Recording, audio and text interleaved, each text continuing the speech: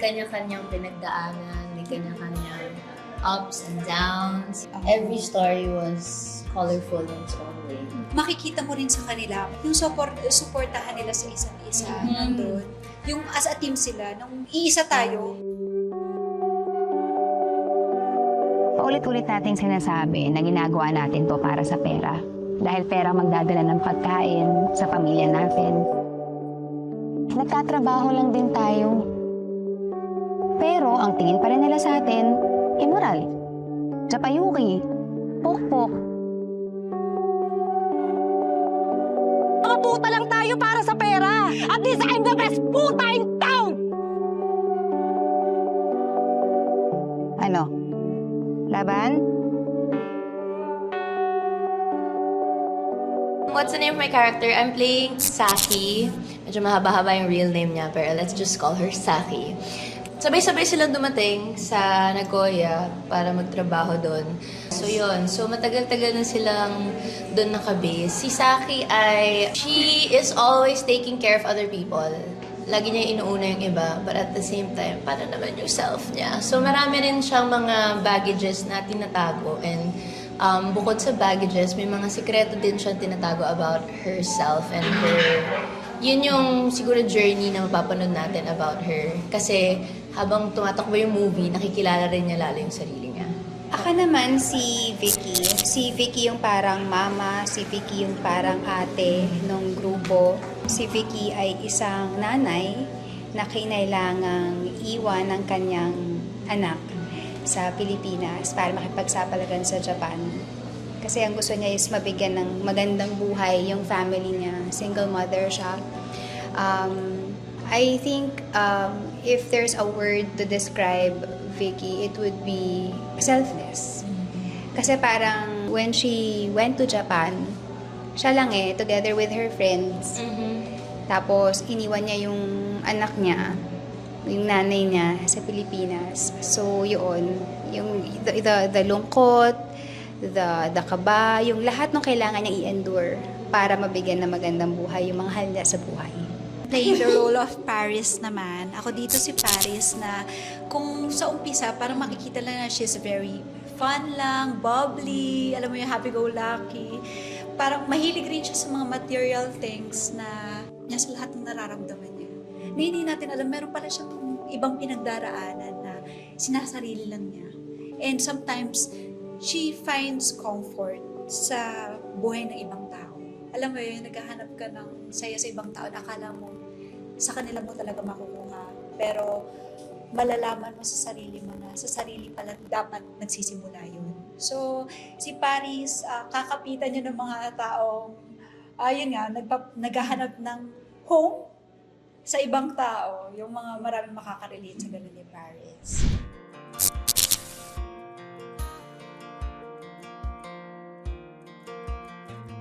Siguro yung pagiging resilient nating mga, hindi lang naman talaga sa sa mga tao dito lang, pero yung pagiging resilient nila doon sa ibang bansa, yung pagiging matatag na pinangahawakan nila na malayo sila sa pamilya nila, may mga kanya-kanya silang pinagdaraan ng problema sa buhay nila, yung pagiging strong nila para lang, alam mo yun yung kapalit sa bawat sacrifice na, kumbaga, yung sacrifice na binibigay natin para sa pamilya natin, kailangan mo maging matatag.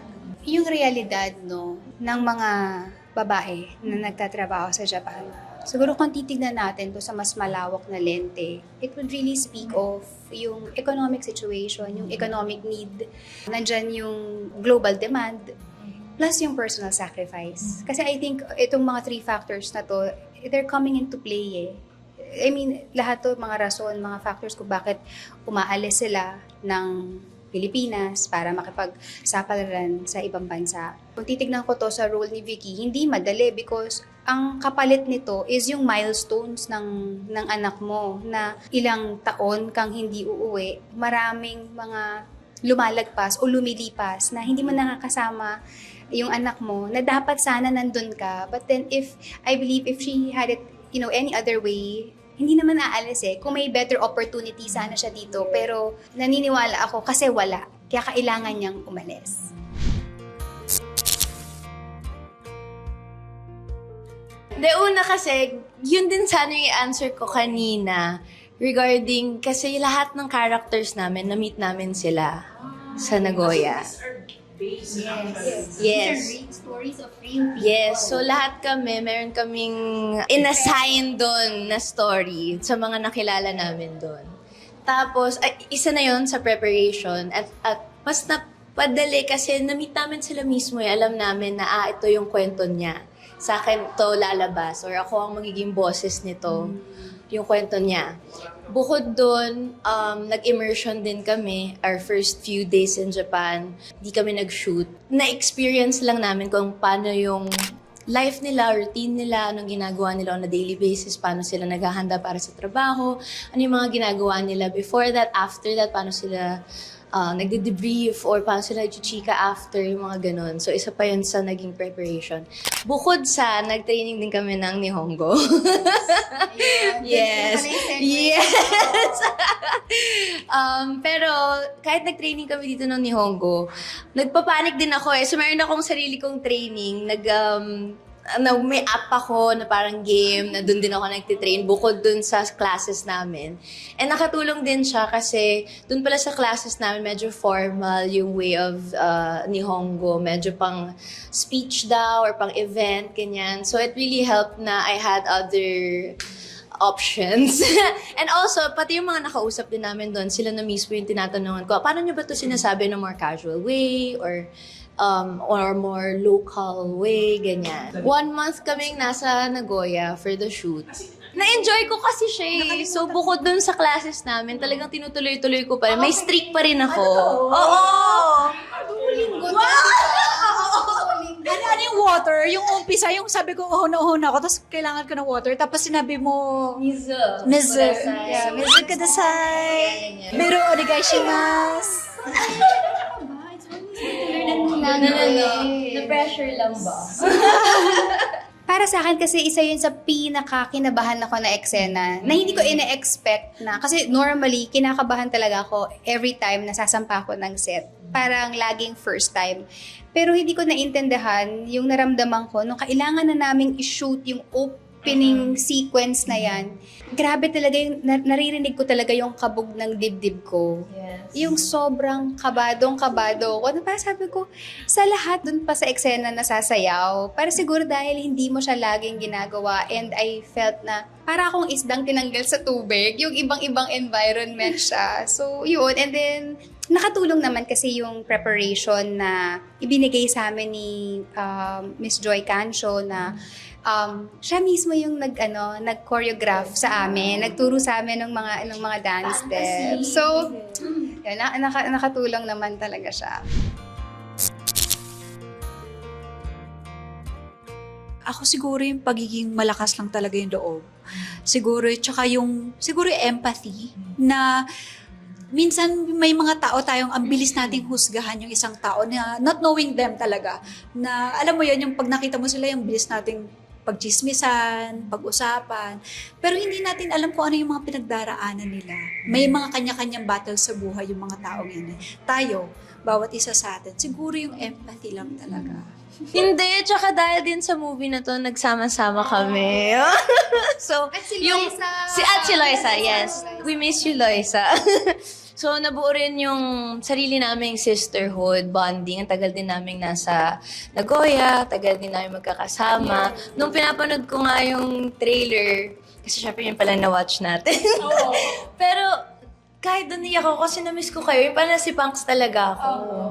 So, masaya ako na nakapaglabas tayo ng ganitong movie. And yun nga, something siguro new ngayon ulit na about 4 girls, 5, kasama natin si Miss Carmi.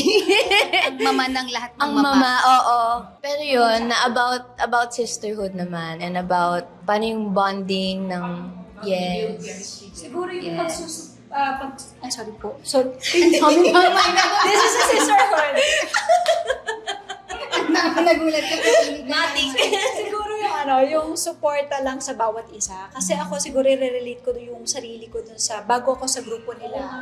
So yung feeling na kahit na bago ako, never nilang pinaramdam sa akin yun. Yung parang, uy, welcome ka dito sa amin. Yung hindi ko na feel na, uy, iba to. Yung parang, yung belong ka ba sa amin or hindi. So na-feel ko agad yung family tayo. We're one. Ako rin naman yung pinakamatanda sa grupo. And siguro, hindi lang naman in real life, but then dun sa story din. So, parang nag-ano na siya, yung realidad tsaka yung storya, nag-ano siya, parang nag-intertwine, no? But going back to your question about, tama yung sinabi mo kasi ngayon parang marami talagang iba-iba rin yung mga tema ng mga pelikula or mga series na napapanood natin. Siyempre, nandiyan yung mga love story, meron tayong romance. I think wala namang problema kasi anything na kahit papaano makakapag-entertain or makakapagtulak sa atin na i-reflect kung ano yung posisyon natin sa buhay or kung ano rin yung realidad na meron tayo. But it's also good na to tackle sisterhood na instead na yung mga babae pinagsasabong, pinagko-compete, na i-remind natin na nandito tayo para ayusin yung corona ng isa't isa, na lahat tayo may espasyo sa mundong to, hindi natin kailangan makipag-compete. Instead, gawin nating inspiration yung kapwa natin babae. So, tayo-tayo rin to tayo-tayo magtutulungan, tayo-tayo mag-aangat sa isa't isa. Girls. Girl power! Yeah. Sa akin, most challenging talaga, yung nandun ako meron kami location ni Genji. Tapos, sobrang lamig doon. Ang mahirap pa doon, emotional yung scene, plus, nihongo lahat ang sasabihin ko. So, monologue siya na drama, na kailangan, Last day mo yan, last day ko pa yon. Tapos habang sila nasa Don Quixote, Rumarampa na kung saan. Bakit na? nandun ako na lang mag-isa na Tapos yung parang yung scene ko, drama pa. Tapos ni Hongo nga yung sinasabi ko. Tapos kailangan maramdaman ko yung sinasabi ko kahit na hindi ko naiintindihan yung sinasabi ko. Pero bago ko naman siya sabihin, naka-translate naman yun. So talagang paulit-ulit ko siyang ginawa na pre-practice para lang makuha ko. And maganda yung nakikita namin yung reaction ng mga nanonood na may mga Japanese. Tsaka yung mga babae doon na nanonood lang din na Pinay. May mga nandun na Pinay din. So yung umiiyak sila doon, yung parang, so tama yung sinasabi ko. Yun, pero mahirap siya. Kasi kailangan mong kontrolin na kunyari hindi ka nalalamig. Ganun. Saka yung part talaga na emotional. Pinakamasaya, syempre yung magkakasama kami palagi. Yung, siguro yung pinaka na-enjoy ko, yung nandun kami sa ilalim ng cherry blossom, tapos kumakain kami, parang picnic. Ang fun nun, sobra. Na-enjoy ko siya, yun yung bonding namin na kompleto kami talaga. Most challenging. Yung confrontation natin. Yung pa-ending. Siyempre, hindi ko pwede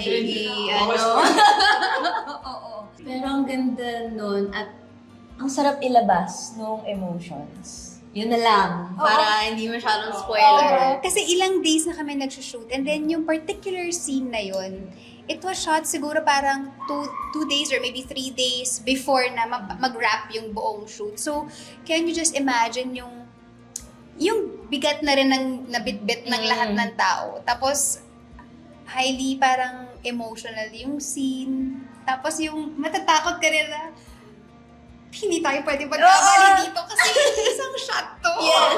Ganyan. So, lahat ng yun May mga technical stuff kasi umiikot yung camera, tapos sumusundan ka, ganyan.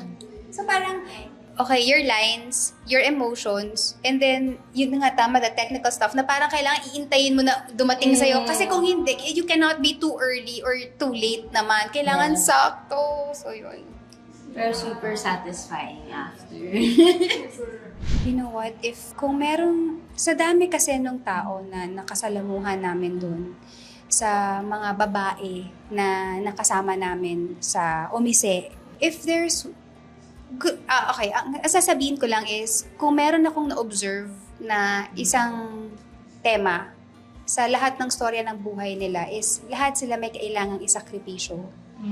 Kung hindi pamilya, anak, yung iba, Sarili. sarili, pagkatao, ang dami.